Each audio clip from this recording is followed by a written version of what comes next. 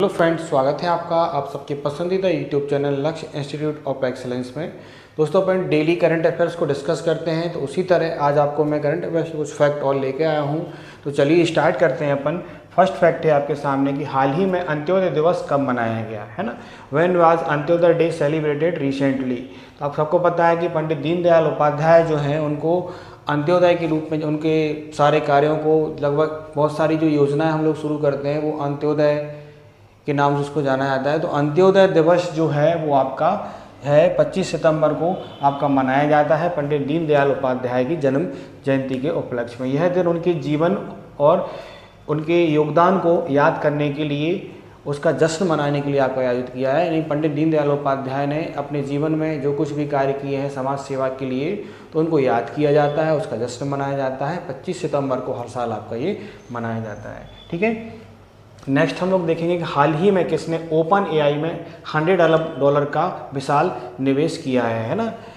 Who recently made hug investment of $100 billion आपका open AI है ना। आप सबको पता है कि एआई यानी कि आर्टिफिशियल इंटेलिजेंस, यानी इसको हम लोग बोल सकते हैं कि कृत्रिम बुद्धिमत्ता आज के समय में बहुत ज़्यादा चर्चा में हो रही है। तो उसमें एनवीडिया नाम का कंपनी है जिसने आपकी $100 अरब का आपका निवेश किया हुआ है ना। कृत्रिम बुद्धिमत्ता के बुनियादी ढांचे में बढ़ती प्रतिस्पर्धा के संकेत देते हुए एनवीडिया ने जो है वो आपके अगली पीढ़ी के लिए एआई कंप्यूट नेटवर्क के निर्माण के लिए आपका ओपन एआई में $100 अरब के बड़े निवेश की घोषणा की है। ठीक है, तो बहुत कुछ आज के समय में हम लोग देख रहे हैं कि एआई के माध्यम से लगभग बहुत सी चीज़ें सरल भी बन गई हैं और आज के टाइम पे एक नई क्रांति है।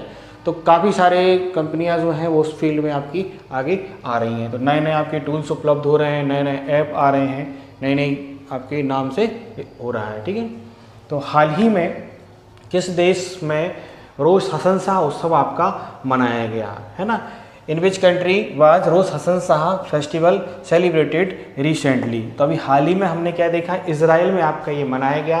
रोज़ हसन शाह जो है वो यहूदी नववर्ष है जो दुनिया के निर्माण का उत्सव मनाता है। अभी हाल ही में ये आपका इजराइल में मनाया गया। हमारे प्रधानमंत्री नरेंद्र मोदी जी ने इजरायली प्रधानमंत्री है ना बेंजामिन नेतन्याहू को आपकी जो है वो इसकी शुभकामनाएं दी हैं। तो यहाँ देखिए, मैंने अपने यहाँ पर बोला कि यहूदी नववर्ष है जो दुनिया के निर्माण का उत्सव मनाता है। तो यहाँ दुनिया के निर्माण से तात्पर्य है कि जैसे आज अपन लोग बात कर रहे हैं कि ये 2025 का साल चल रहा है, तो ये कौन सा साल चल रहा है, ये आपका ईसवी कैलेंडर चल रहा है। आप सबको पता होगा कि जेरूसलम जो है वो ईसा मसीह से आपका संबंधित है। ईसा मसीह के जन्म के पश्चात से ही आपका जो है वो आपका कैलेंडर आपका हम लोग बात करते हैं, जैसे कि ईसा मसीह ने ही इसकी स्थापना की और उन्हीं के नाम पर आपका ये ईसवी सन बोला जाता है। तो आज पूरी दुनिया में इस कैलेंडर को इंटरनेशनल कैलेंडर का दर्जा प्राप्त है।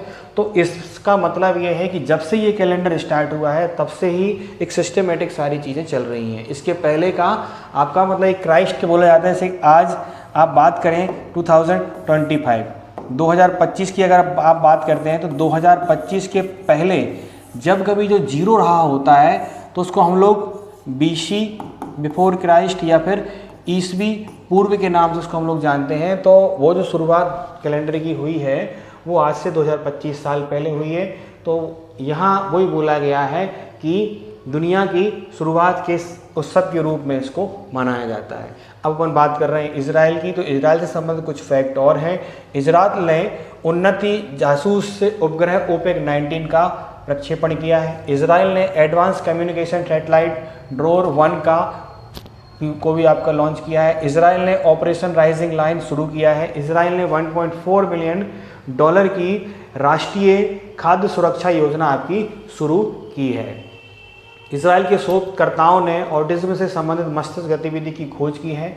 इजराइल ने भारतीय यात्रियों के लिए ई वीज़ा शुरू किया है। इजराइल ने हमलावरों के रिश्तेदारों को निर्वासित करने का कानून पास किया है, यानी कि जो आपकी तरीके से आतंकवादी गतिविधियां फैलाएंगे और उनको अगर आतंकवादियों को शरण देंगे तो उनके खिलाफ कानून आपका बना है। इजराइल एडीबी का 69वां आपका मेंबर बना है। तो ये इजराइल से संबंधित कुछ फैक्टर है जो अपन लोगों ने यहाँ पर देखे हैं। इनको आप लोग अच्छी तरीके से पढ़ लीजिए, इनको याद कर लीजिए। ठीक है, चलिए नेक्स्ट देखेंगे। हाल ही में किस राज्य ने नवाचार को बढ़ावा देने के लिए 1000 करोड़ रुपए की लीफ योजना आपकी शुरू की है ना। तो किसने शुरू किया है? आपका कर्नाटक सरकार ने ALEAP नाम से आपकी योजना शुरू की है। लोकल इकोनॉमी के रूप में इसको जाना जाता है। यह एक महत्वाकांक्षी नई पहल की शुरुआत है जिसका बजट आपका 5 वर्षों में 1000 करोड़ रहने का अनुमान है। इस कार्यक्रम का उद्देश्य बेंगलुरु से बाहर भी नवाचार और उद्यमिता की वृद्धि को बढ़ावा देना है। 5 लाख रोजगार इसमें सृजित होंगे।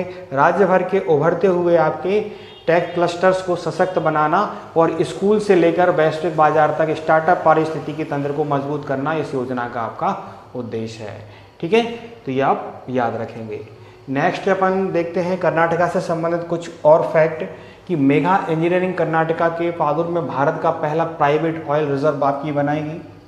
उबर ने कर्नाटका में बाइक डायरेक्ट के नाम से बाइक टैक्सी सेवा शुरू की है। कर्नाटक के बीबी फातिमा महिला स्व सहायता समूह ने संयुक्त राष्ट्र का इक्वेटर पुरस्कार आपका जीता है। कर्नाटका सरकार ने भूजल निकासी शुल्क लगाने की घोषणा की है।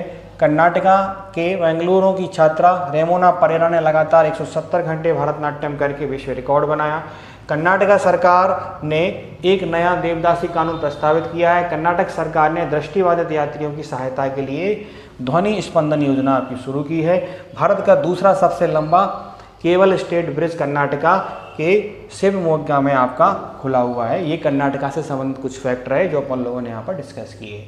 हाल ही में किसने गांधीनगर में स्टार्टअप कॉन्क्लेव 2025 का उद्घाटन किया है? तो किसने किया है? गृह एवं सहकारिता मंत्री हमारे अमित शाह जी ने। ठीक है, हाल ही में कौन सा देश 2026 तक भारत को S-400 मिसाइल प्रणाली की आपूर्ति करेगा, है ना? यानी विच कंट्री सप्लाई करेगी क्या missile system to India by आपका ये S-400 नाम का एक मिसाइल सिस्टम है जो हमारा एक तरीके से पहले के समय से चला आ रहा हमारा मित्र रूस। ठीक है, लगभग हमारे लिए अधिकतर जो हथियार होते हैं वो हम लोगों को रूस से ही प्राप्त हुए हैं और रूस ने हमारी बहुत ज़्यादा हेल्प भी की है। अभी हाल ही में भारत पाकिस्तान का जो युद्ध हुआ उसमें रूस के हथियारों ने जो हम लोगों ने लिए वहाँ से उन्होंने काफ़ी अच्छा प्रदर्शन आपका किया है। अब रशिया की बात हो रही है। रशिया से संबंधित कुछ फैक्ट अपन यहाँ पर देखेंगे। भारतीय सशस्त्र बलों को एक दल बहुविपक्षीय अभ्यास जैपट के लिए रूस रवाना हुआ है। रूस ने आशाजनक परीक्षण परिणामों के बाद कोलन कैंसर का टीका आपका पेश किया है। रूस ने भारतीय कामगारों के लिए 10 लाख नौकरियों का अवसर खोले हैं। रूस में 600 साल बाद क्राशिनिकोज ज्वालामुखी आपका फटा हुआ है ना। अगला अपन देखेंगे, रूस ने अपने सबसे बड़े नौसैनिक अभ्यास जुलाई स्टॉर्म का आयोजन किया, है ना। रूस का नौसेना दिवस आपका 27 जुलाई को मनाया गया। रूस अफगानिस्तान की तालिबान सरकार को मान्यता देने वाला 5वां देश बन गया है। रूस ईरान के 8 परमाणु संयंत्र आपके बनाएगा जो ईरान में बनेंगे। तो ये रूस से संबंधित कुछ फैक्टर है जो अपन लोगों ने यहाँ पर डिस्कस किए हैं, तो इनको आप लोग लिख लीजिएगा, ठीक है। तो ये करंट अफेयर्स के कुछ फैक्ट हैं आज तक के अपन लेके आए हैं, तो इनको आप लोग अच्छी तरीके से देख लीजिए, पढ़ लीजिए, समझ लीजिए, याद कर लीजिए और डेली लगातार हमसे जुड़े रहिए। जुड़ने के लिए आपको बस सबसे पहले नंबर चैनल को लगातार देखते रहना है और हमारे चैनल पे साइंस चल रहा है, इस साइंस को आप लोग अच्छी तरीके से पढ़िए। मैथ चल रहा है, मैथ को अच्छे से पढ़िए। वनडे एग्ज़ाम की सीरीज़ हम लोग चला रहे हैं, तो इससे आप कोई भी एक दिन की परीक्षा की तैयारी कर रहे होंगे तो वो आपको अच्छे से समझ में आएगी। तो जुड़े रहिए हमसे। जुड़ने के लिए क्या करना है, चैनल को सब्सक्राइब करना है, वीडियो को अपने दोस्तों को शेयर करना है, लाइक करना है। Thank you. जय हिंद, जय भारत।